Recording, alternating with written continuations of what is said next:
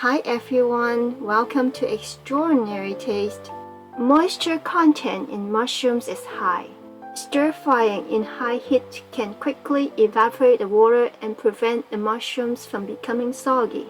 However, this technique is most effective when stir-frying with small amounts. So today I'm going to show you a great way for stir-frying a larger amount while still achieving the caramelized flavor on the king oyster mushrooms.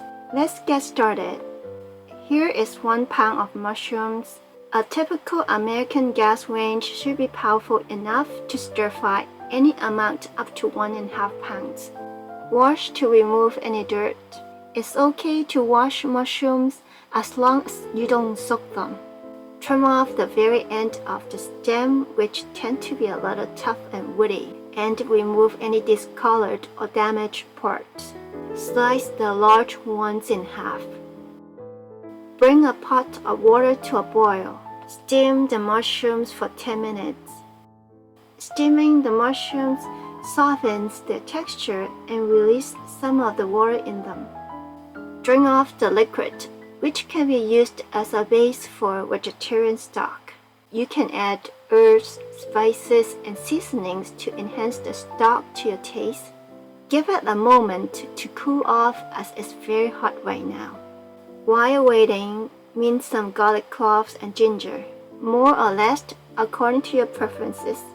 They really add the depth of flavor and aromatic complexity to the dish. Slice half of a red pepper and half a small bunch of cilantro for a burst of vibrant color. When the mushrooms have cooled down, tear them into strips. They can now be used in soups, salads, and various recipes besides stir-frying. Speaking of salads, check out my last video on the sesame chicken salad. Steamed king oyster mushrooms are a great substitute for the chicken breast used in that recipe.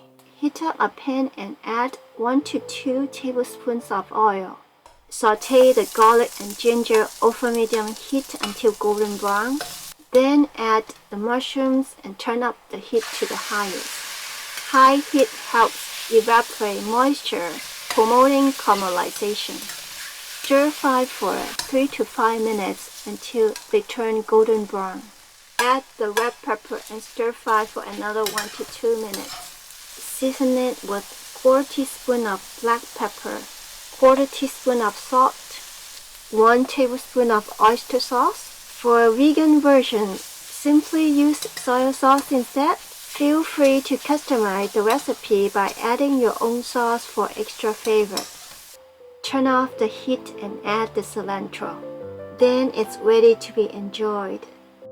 King oyster mushrooms have a dense and meaty texture. They are slightly chewy yet tender, making them a popular choice for vegetarian and vegan dishes as a meat substitute. That's it for now.